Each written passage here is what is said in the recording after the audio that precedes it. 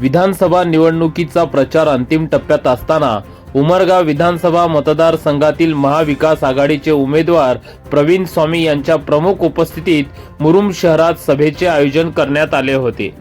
याबाबत अधिक माहिती अशी की उमरगा लोहारा विधानसभा मतदारसंघाचे महाविकास आघाडीचे उमेदवार प्रवीण स्वामी यांच्या प्रमुख उपस्थितीत दिनांक 17 नोव्हेंबर 2024 रविवार रोजी सायंकाळी मुरुम शहरातील अण्णाभाऊ साठे चौक येथे जाहीर सभेचे आयोजन करण्यात आले होते। सर्वप्रथम महापुरुषांच्या प्रतिमेस पुष्पहार घालून अभिवादन करून मुख्य कार्यक्रमास सुरुवात झाली। या प्रसंगी विचारमंचावर महाविकास आघाडीचे उमेदवार प्रवीण स्वामी, शिवसेना नेते बाबा पाटील, काँग्रेस नेते अश्लेष मोरे, ॲडव्होकेट शीतल चव्हाण, ॲडव्होकेट इनामदार जगदीश निंबर्गे, दादासाहेब गायकवाड आदी मान्यवर उपस्थित होते। यावेळी महाविकास आघाडीचे उमेदवार प्रवीण स्वामी यांनी बोलताना सांगितले की महायुतीचे उमेदवार गेल्या 15 वर्षापासून आमदार आहेत। 3 वेळचे आमदार असूनही यांनी केलेला विकास हा नुसता कागदावर दिसतोय। 1800 कोटींचे कामे केले असे ते सांगत आहेत। मला त्यांनी फक्त ठासून 10 कामे दाखवावी तर मी त्यांना चांगला लोकप्रतिनिधी आहेत असे समजेन। उमरगा शहरातील शिवपुरी रोड सोडला तर कोणत्याही प्रकारचं काम त्यांनी केले नाही।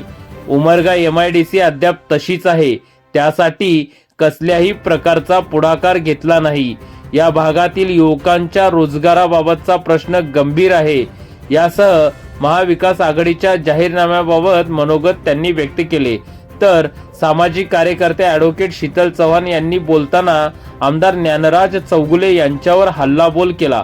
ते म्हणाले की आमदारांनी याला 10 लाख, त्याला 20 लाख, त्याला 10 लाख असे निधी देत असल्याचे दाखवत टक्केवारी देत खोऱ्याने पैसा ओढायचा काम यांनी केला।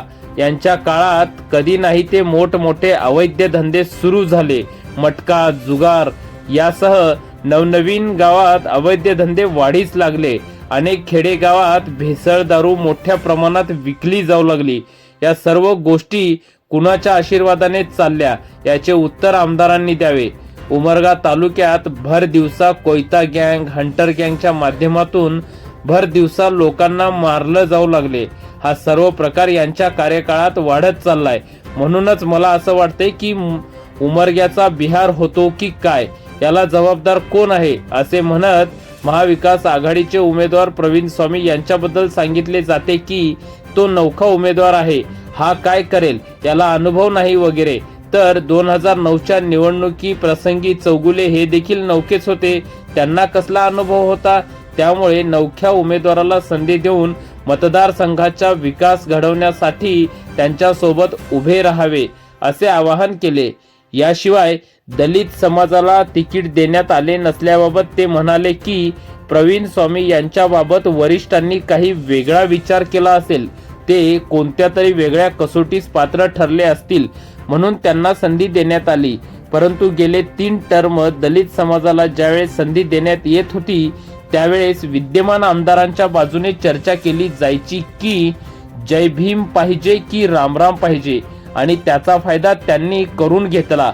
तर आता स्वामी यांना संधी दिल्यामुळे दलित समाजात चुकीचे संदेश पसरवून त्यांना भावनिक करून त्याचाही लाभ घेण्याचा महायुतीचा प्रयत्न दिसत आहे असे म्हणत विद्यमान आमदारांवर हल्लाबोल करत आक्रमक भाषण केले। तसेच सुधाकर पाटील, ॲडव्होकेट इनामदार यांनीही मनोगते व्यक्त केली।